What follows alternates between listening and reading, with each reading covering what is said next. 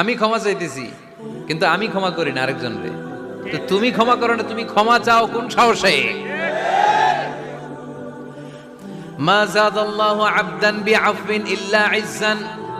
আল্লাহর হাবিব ফরমান, কোন বান্দা যদি অন্য বান্দারে ক্ষমা করে দেয়, আল্লাহ ওই বান্দার মর্যাদা বাড়িয়ে দেয়।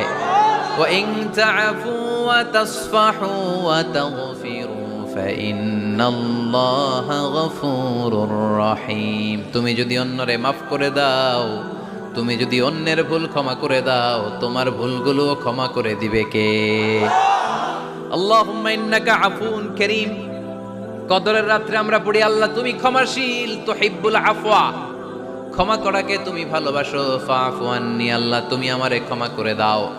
আল্লাহর ক্ষমার জন্য দিনরাত চোখের পানি ছেড়ে আমরা কাঁদি, কিন্তু অন্যরে ক্ষমা করতে চাই না। কথাটা বুঝতে পারছেন? আমরা